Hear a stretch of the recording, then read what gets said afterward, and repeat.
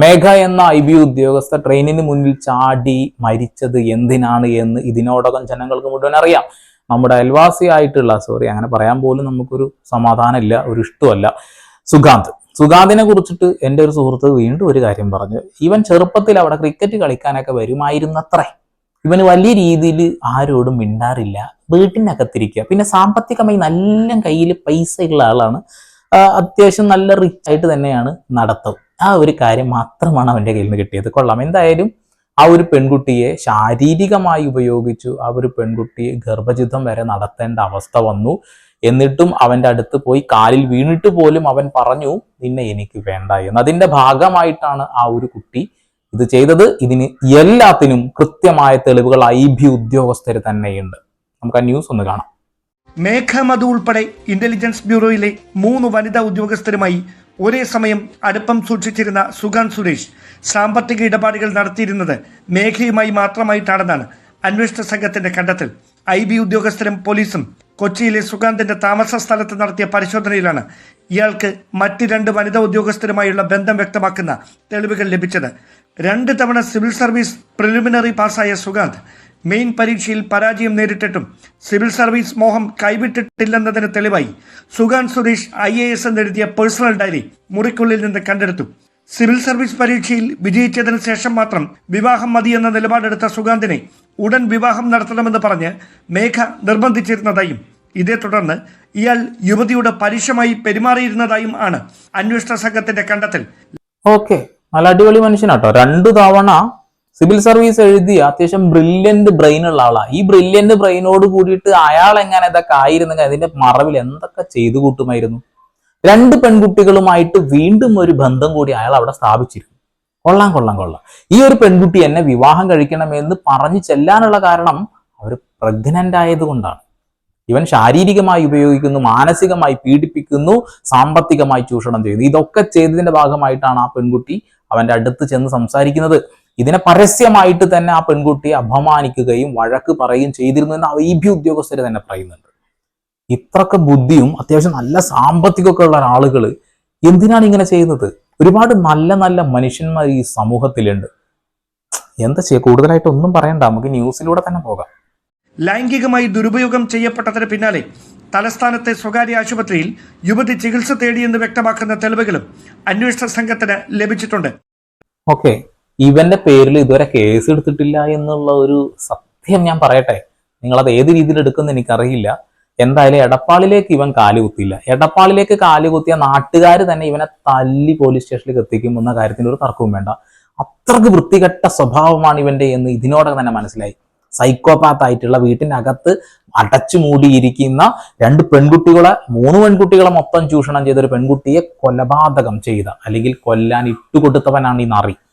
ഇവനൊക്കെ കൈ കിട്ടിയ ശരിക്കും മുഖമടിച്ച് തിരിക്കുകയാണ് ശരിക്കും വേണ്ടത്. ഇവനൊക്കെ സിവിൽ സർവീസിലേക്ക് എത്തിക്കഴിഞ്ഞാൽ അവസ്ഥ ആലോചിച്ച് നോക്കിയേ. ഇവന് പരീക്ഷ എഴുതാനുള്ള എല്ലാ മാനദണ്ഡങ്ങളും ഇവന്റെ നിന്നും കട്ട് ചെയ്ത് കളയുക, ഇവനെ ജോലിയിൽ നിന്ന് പിരിച്ചെടുക്കുക, എത്രയും പെട്ടെന്ന് ഇവനെ പിരിച്ചുവിടുക. ഇത് തന്നെയാണ് ചെയ്യേണ്ടത്. സാമ്പത്തികമായിട്ട് ഇവന്റെ വളർച്ച കൂടുന്തോറും ഇവൻ അഹങ്കാരിയാവുകയും ആളുകളെ ചൂഷണം ചെയ്യാൻ ആഗ്രഹിക്കുന്നവനുമായി മാറി എന്നുള്ള കാര്യത്തിൽ തർക്കമൊന്നും വേണ്ട. ഇനി ഇവൻ വലിയ ലഹരി ഉപയോഗിക്കുന്ന ആളാണോ എന്നൊക്കെ പോലീസുകാർ തന്നെയാണ് കണ്ടെത്തേണ്ടത്. ആ പെൺകുട്ടി ഗർഭചിത്രം നടത്തി ആശുപത്രിയിൽ, അതിന്റെ ഡീറ്റെയിൽസ് കിട്ടുകയാണ്. ഇവൻ പബ്ലിക്കായിട്ട് ഇവനോട് ചോദിക്കുകയാണ്, എന്നെ വിവാഹം കഴിക്കണം, എന്റെ കൂടെ കൊണ്ടുപോകണം എന്ന് പറയുമ്പോൾ അവൻ പറയാൻ പോയി പണി നോക്കുക എന്നുള്ളതാ. കൊള്ളാം. അതിനിടെ 2024 ഒക്ടോബറിനും ഡിസംബറിനും ഇടയിൽ മേഘയ്ക്ക് ലഭിച്ചിരുന്ന ശമ്പളം മുഴുവനായും സുഗാന്തിന്റെ ബാങ്ക് അക്കൗണ്ടിലേക്ക് കൈമാറിയതിന്റെ തെളിവുകൾ ന്യൂസ് 18 ലഭിച്ചു. മേഘയ്ക്ക് ദൈനംദിന ചെലവുകൾക്കായി 10,000 രൂപയും 15,000 രൂപയും വീതം സുഗാന്ത് പലപ്പോഴായി അയച്ചതിന്റെ ബാങ്ക് ട്രാൻസാക്ഷൻ രേഖകളും അന്വേഷണ സംഘം വീണ്ടെടുത്തിട്ടുണ്ട്.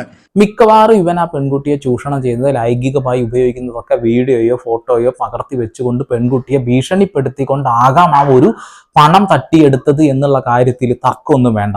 അല്ലെങ്കിൽ ശമ്പളം വരുന്ന പിറ്റേ ദിവസം തന്നെ അവന്റെ അക്കൗണ്ടിലേക്ക് അത് പോകുന്നുണ്ടെന്നുണ്ടെങ്കിൽ ഇതിന് പിന്നിൽ വലിയ ഒരു ഗൂഢാലോചന നടന്നിട്ടുണ്ട്, വലിയ എന്തോ ഒരു വൃത്തികേടവൻ ചെയ്തിട്ടുണ്ട്, തീർച്ചയായിട്ടും ഉണ്ടാകും. അല്ലെങ്കിൽ എങ്ങനെയാണ് നമ്മളുടെ ഒരു സാമ്പത്തികമായിട്ടുള്ള നമ്മളെ കിട്ടുന്ന മുഴുവൻ പണവും വേറൊരാൾക്ക് ഇട്ടുകൊടുക്കുക, എന്നിട്ട് അയാളുടെ അടുത്ത് കെഞ്ചിക്കൊണ്ട് ചോറ് തിന്നാൻ അല്ലെങ്കിൽ ചായ കുടിക്കാൻ അല്ലെങ്കിൽ വീട്ടിൽ പോകാനെന്ന് പറഞ്ഞുകൊണ്ട് നമ്മൾ ആരെങ്കിലും ചെയ്യും ആ ഒരു പരിപാടി? ഒരു മനുഷ്യനും ചെയ്യില്ല. അപ്പൊ ഇവൻ വലിയ സൈക്കോയാണ് എന്നുള്ള കാര്യത്തിൽ ഒരു തർക്കവും വേണ്ട.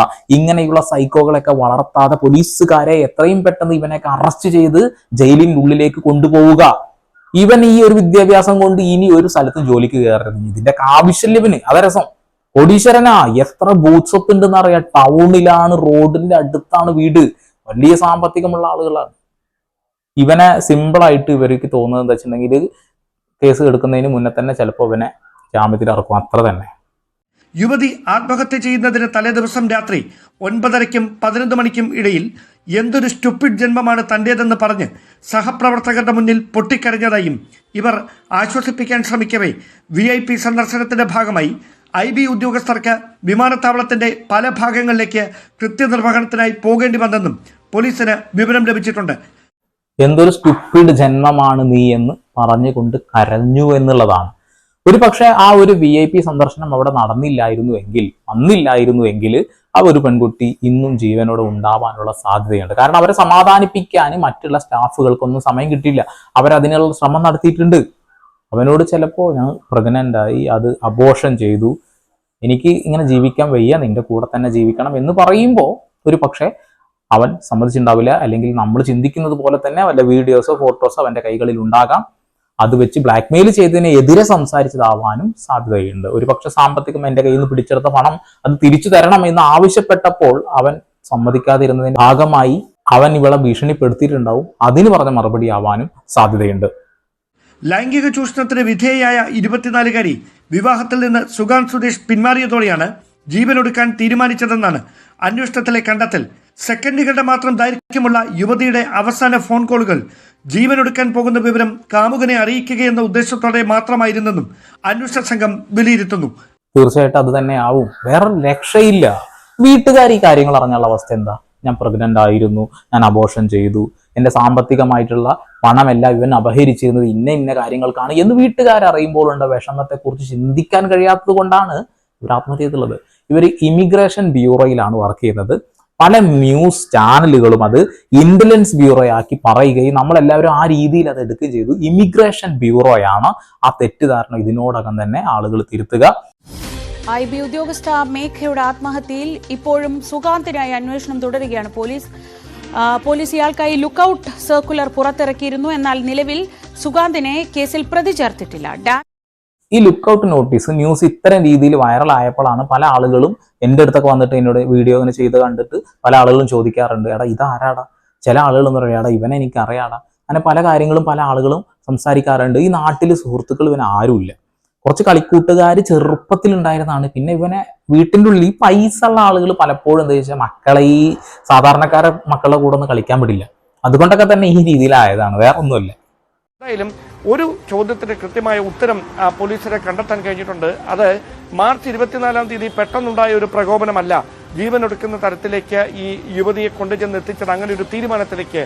അതിനപ്പുറത്ത് ശാരീരികമായി തന്നെ ദുരുപയോഗം ചെയ്ത് അതുമായി ബന്ധപ്പെട്ട് സ്വകാര്യ ആശുപത്രിയിൽ സുഹൃത്തുമൊത്ത് ചികിത്സ തേടിയതിനു ശേഷം ഉടനെ ഈ വിവാഹത്തിൽ നിന്ന് പിന്മാറുന്ന ഒരു മനോഭാവം സുഗാൻ സുരേഷിന്റെ ഭാഗത്ത് നിന്ന് ഉണ്ടായതാണ് മാനസികമായി മേഘയെ തളർത്തിക്കളഞ്ഞത്. അതായത് ഇനി തനിക്കൊരു നോർമൽ ജീവിതമില്ല എന്നൊരു മാനസിക വ്യഥ ആ മേഘയ്ക്കുണ്ടായി. അത് സുഹൃത്തുക്കളോടും സഹപ്രവർത്തകരോടും അടക്കം തൊട്ട് തലേ ദിവസം 23-ാം തീയതി രാത്രി 9:30-ക്കും 11 മണിക്കും ഇടയിൽ പങ്കുവെക്കുകയും എയർപോർട്ട് ലോഞ്ചിൽ വെച്ച് പൊട്ടിക്കരയുകയും ഒക്കെ ചെയ്തുവെന്നാണ് നമുക്ക് അവിടെ നിന്ന് ഉദ്യോഗസ്ഥർ നൽകുന്ന വിവരം. അതായത് അവിടെ വെച്ച് കുറച്ച് സമയം കൂടി കൺസോൾ ചെയ്യാൻ, അതായത് ഈ മേഘയെ ഒന്ന് ആശ്വസിപ്പിക്കാനുള്ളൊരു സാവകാശം പോലും ആർക്കും ലഭിച്ചില്ല. കാരണം VIP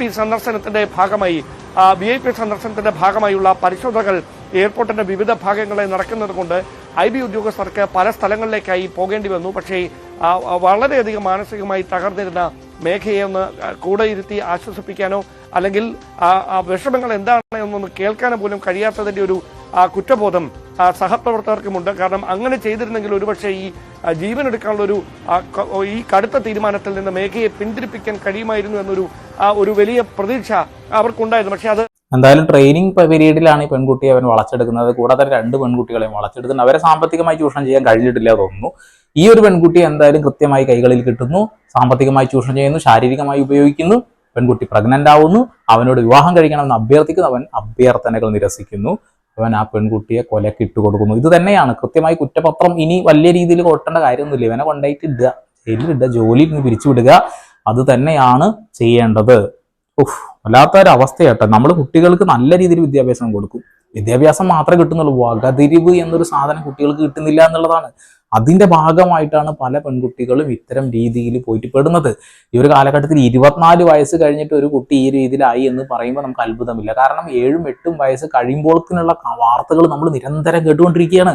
അതായത് ഈ പെൺകുട്ടികളെ ചൂഷണം ചെയ്യുന്ന ആളുകൾ, ഈ പെൺകുട്ടികൾ അറിയാണ്ട് പോയി വീഴുന്ന ഒരുപാട് സന്ദർഭങ്ങൾ, അറിഞ്ഞുകൊണ്ട് പോയി വീഴുന്ന സന്ദർഭങ്ങൾ, അങ്ങനെ പലതുണ്ട്. 10 വയസ്സ് കഴിഞ്ഞാൽ ഒരു പെൺകുട്ടിയെ നമ്മൾ ഒരു ചെറിയ കുട്ടി എന്ന രീതിയിൽ പരിഗണിക്കാതെ ഒരു യുവതി എന്ന രീതിയിൽ പരിഗണിക്കേണ്ട അവസ്ഥ ഇപ്പോഴുണ്ട്. കാരണം അവരുടെ ബോധം വേറെ രീതിയിലേക്ക് മാറുന്നു, ശരീര വളർച്ച വലിയ രീതിയിൽ മാറ്റങ്ങൾ വരുന്നു. അപ്പൊ അവർ തന്നെ അവരുടെ തിങ്കിങ്ങിൽ വരുന്ന ഒരു സംഭവമാണ് ഞാൻ വലിയൊരു കുട്ടിയായി എന്നുള്ളത്. ആ ഒരു കാര്യം ചൂഷണം ചെയ്യാൻ വേണ്ടി അതേ പ്രായത്തിലുള്ള പയ്യന്മാരുണ്ട്, പ്രായം കൂടിയ ആളുകളുണ്ട്. ഇവിടെ പൊതു ഇടങ്ങളിൽ എവിടെ പോയാലും പെൺകുട്ടികൾക്ക് നേരെയുള്ള അതിക്രമങ്ങൾ നടന്നുകൊണ്ടിരിക്കുകയാണ്. അധ്യാപകരാണെങ്കിലും ശരി, വീട്ടിൽ അച്ഛനാണെങ്കിലും മാമനാണെങ്കിലും ഏട്ടനാണെങ്കിലും അനിയനാണെങ്കിലും അയൽവാസിയാണെങ്കിലും ആരാണെങ്കിലും ചൂഷണം ചെയ്യുന്ന വാർത്തകൾ നമ്മൾ നിരന്തരം കേൾക്കുന്ന. പൊതുവൽക്കരിച്ചുകൊണ്ട് എല്ലാവരും അങ്ങനെയാണ് എന്ന് നമുക്ക് ഒരിക്കലും പറയാൻ കഴിയില്ല. ചില നികൃഷ്ട ജീവികൾ അങ്ങനെയൊക്കെ ആവും. ഇവിടെ പ്രണയത്തിന്റെ പേരും പറഞ്ഞൊരു പെൺകുട്ടിയെ വലയിലാക്കി ആ പെൺകുട്ടിയെ കൊലക്കൊടുത്ത സുഗാന്ത് എടപ്പാൾ എന്ന് പറയുന്ന ആ നാറിയെ നാട്ടുകാരെ കൈ കിട്ടിയാൽ പോലും അവനെ പിടിച്ച് 4 എണ്ണം പെടച്ചതിന്റെ ശേഷം പോലീസ് സ്റ്റേഷനിൽ ഏൽപ്പിക്കുന്നുള്ള കാര്യത്തിൽ ഒരു തർക്കവും വേണ്ട. ഇനിയും ഇങ്ങനെയുള്ള ആളുകളെ വെച്ച് പൊറുപ്പിക്കാതെ പോലീസ് സ്റ്റേഷനുകളിലേക്ക്, ജയിലുകളിലേക്ക് കൊണ്ടുപോവുക. ഓക്കെ, വീണ്ടും വരെ പുതിയ വാർത്താവിശേഷങ്ങളുമായി ഇതൊരു സന്ദീപ് എടപ്പാൾ സൈനിങ് ഓഫ്.